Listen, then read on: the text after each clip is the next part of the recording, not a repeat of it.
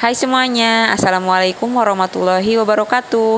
Ketemu lagi dengan saya Siti Nuryani dalam pembelajaran PPKN kelas 9, yaitu masih di bab 1 materi tentang dinamika perwujudan Pancasila sebagai dasar negara dan pandangan hidup bangsa, yaitu masih juga di materi poin penerapan Pancasila dari masa ke masa. Sebelum dimulai, seperti biasa kalian siapkan dulu ya alat tulisnya. Kemudian kalian silahkan juga untuk berdoa menurut agama dan kepercayaannya masing-masing. Nah, kalau sudah selesai berdoanya, sekarang kita mulai yuk belajarnya. Sesuai dengan informasi pada video pertemuan sebelumnya, bahwa hari ini kita akan mempelajari tentang penerapan Pancasila dari masa ke masa, yaitu pada masa Orde Lama. Ini adalah masa tahapan yang kedua ya. Pada periode ini dikenal sebagai periode demokrasi terpimpin. Demokrasi terpimpin itu merupakan sebuah sistem demokrasi yang seluruh keputusan dan pemikiran dalam pemerintahan negara itu berpusat pada pemimpin negara, dan pada saat itu negara itu dipimpin oleh Presiden Soekarno. Jadi secara sederhananya pada periode ini itu pemimpinnya itu memiliki peran yang besar gitu ya. Jadi dalam segala hal yang urusannya dengan negara itu seluruhnya ada di keputusan seorang pemimpin atau presiden. Jadi rakyat itu tidak terlalu banyak ikut serta ya. Jadi semuanya itu diambil alih keputusannya oleh presiden. Nah, demokrasi terpimpin ini dicetuskan oleh Presiden Soekarno karena pada saat itu banyaknya gerakan separatis yang menyebabkan ketidakstabilan negara. Tersendatnya pembangunan ekonomi karena sering terjadinya pergantian kabinet, sehingga program pembangunan yang dirancang oleh kabinet itu tidak berjalan secara utuh, serta Badan Konstituante pada saat itu yang gagal dalam menjalankan tugasnya untuk menyusun Undang-Undang Dasar.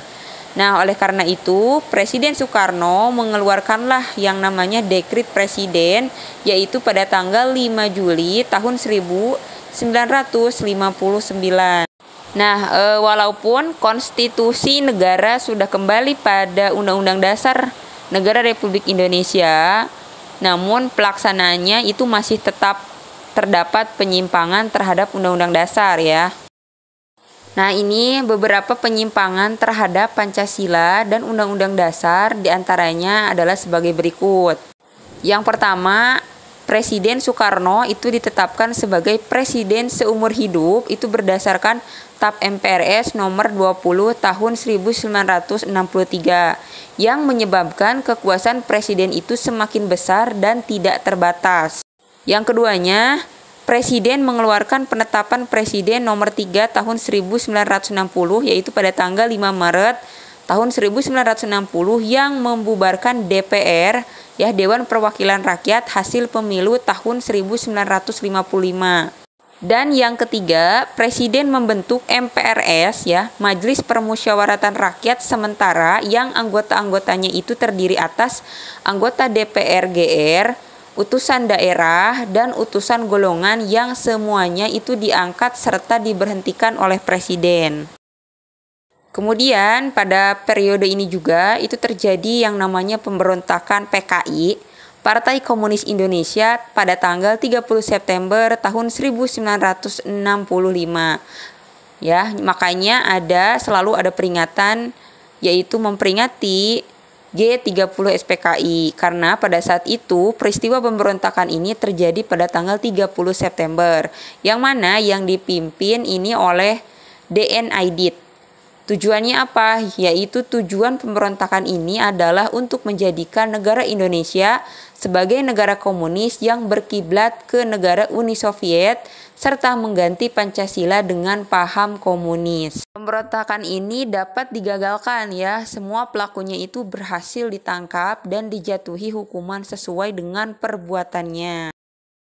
Nah, demikianlah penjelasan mengenai penerapan Pancasila pada masa Orde Lama, yaitu pada saat presidennya itu Soekarno.